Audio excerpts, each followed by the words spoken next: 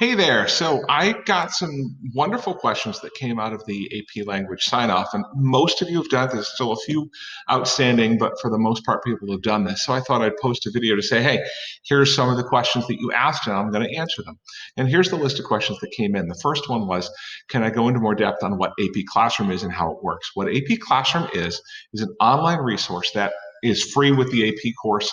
It comes as a part of your course of studies, and it takes some questions from former exams, both multiple choice questions from the exam and the free response questions, the essay questions, and you practice them. And then it gives you the rubric that the readers are going to use. So you kind of have some exam prep, direct exam prep. It also helps us in terms of our work in class. So we'll be assigning you those questions and you'll be doing them, and then you'll be taking them into class, correcting them together. And it's kind of a handy resource, and it's actually improved even over last year, and you'll see why in a little bit. What is perusal? Perusal is a social reading app. It's the best way to describe it. It's an academic piece, so it's not like social media, but it allows me to post to a classroom, a virtual classroom, and then people can go in and they can read and they can annotate, they can comment on the text, and then they can comment to each other. And here's an example. This is something I used with literature and composition last year, and you'll see that we had this comment here, and someone had something fun to say here about feeling Shakespeare is comparing a young man to a summer night's in a way. And then the next person came in and talked about how the author might be comparing nature and a person and trying to express in other words that men are a specific person similar. They talk to each other. And you'll find that with perusal, you can both comment on the text to me and comment to each other. It also grades the thoughtfulness of your text. It's got a really cool algorithm for that. So we're going to be using that at some point during the year, not right away. But it's free, and you're not going to have to pay any money for it. Let's go to your next question. What happens if you fail the AP exam? You'll be disappointed. That's about it. I know you're going to try your best, and I know you're going to do your best. As long as you take the AP exam, there's no academic consequence. In fact, you'll take the AP exam in May, but you won't get your exam results until July. And I'm going to say this up front because I found out last couple of years there have been kids who wanted to appeal their exams, or at least who wanted to get more feedback on their score, and the appeals never happened because they never got in touch with me. So I really want to know how you do, and then we can talk about it. And I don't mind fielding those questions in the middle of July. So it's part of being an AP teacher. We know that's coming. Now, what is the difference between the AP Lang exam and the AP Lit exam? That is a fabulous question. And that's coming obviously from somebody who had to take AP Lit. So I wanted to pull this up.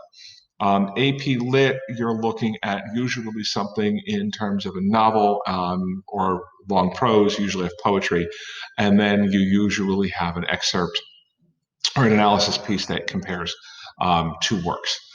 The rhetoric exam is completely different. What's going to happen is you're going to have 45 multiple choice questions on reading and on writing, analyzing the writers and what they do, and reading questions. Very similar to the stuff you'll see in AP Classroom, so you will have seen it before. Then you'll have 2 hours and 15 minutes. So it's a 3 hour and 15-minute exam. By the way, it's not back to back. You take the 60-minute exam, you take a break, you take the 2 hour, 15-minute exam, and you take the break. And you get 3 essays, 40 minutes each. And synthesis is going to ask you to put together multiple sources and make meaning. So they give you 2 or 3 things to look at, and you make a claim, and then you base it on the sources that they give you. And then rhetorical analysis is what we're starting to do right now, right out of the box, which is what is the author doing and how are they doing it? And we're going to look at, logos, pathos, ethos. We're going to look at exigence. We're going to look at context setting, all those things that we're talking about. No, I haven't done exigence yet. That's coming. And then the third is argument. We have to make a claim, and you have to convince me of the claim. So that's the exam. It's about 3 hours and 15 minutes long. And it's absolutely worth it because you're going to have exams like this when you get to college. So it's very much worth doing. Now, for exams, do we have to come into the building to take them? That is a good question, and I don't know that answer. And I'm not going to bother answering it because I'm not going to bother asking it yet because I know they won't really know until the spring. So I'm going to ask to stick a pin in that because I think that very question will be depending on where we are with the pandemic. Last year, the kids all took the AP exams for AP Lit and AP Lang at home, and they came up with a different version of it. but it was a different time in the pandemic and we didn't have a full year knowing it was coming. So I think it will all depend on where we are with the pandemic at that time. And the College Board will simply tell us. And last year they told us, and we had workshops and we had a lot of feedback, and we knew it was coming. So almost everybody got in perfectly well. And there was one little glitch, mostly with some people's AP Lit exams, and those kids all got makeups. So like last semester, we'll be watching YouTube videos from AP. That is a great question, and the answer is not exactly.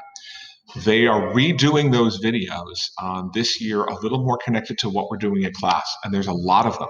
And you may have already seen it when I went over to, sorry, it's right here. You see these daily skill videos? These daily skill videos are exactly like what we had when we did the YouTube videos and those teachers came online and did something via Zoom.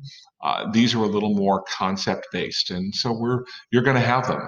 But the difference is I probably won't be using YouTube. I may not be using Edpuzzle for those. I'm going to instead use the AP Classroom to anchor in that. So you need to be on board because AP Classroom is going to be fairly important with that. All right. Great question. And what is senior privilege? I don't exactly know if this school, I'm new to Buckley. So if I introduce that and it doesn't happen at Buckley, I apologize. My last school, there was this thing where seniors who had to have over a certain height of an A average for the year. And if your year one grade was at a certain height of A and 90 something, then you could be exempt from taking the final exam. If that's the case, and we have something like that here, I will let you off the hook for the exam. But I mean the final exam. The AP exam, no, everybody's taking that. So settle in, you're taking the AP exam. That'll be the middle of May. The final exam for the course is in June. If you're a junior and you're in this class, you're taking the final. Settle in. I don't think there is a senior privilege. So I think we're all taking the final. Just saying. That's it. All right. That's as much as I have for you on that today, and I hope that helps. And thanks for watching.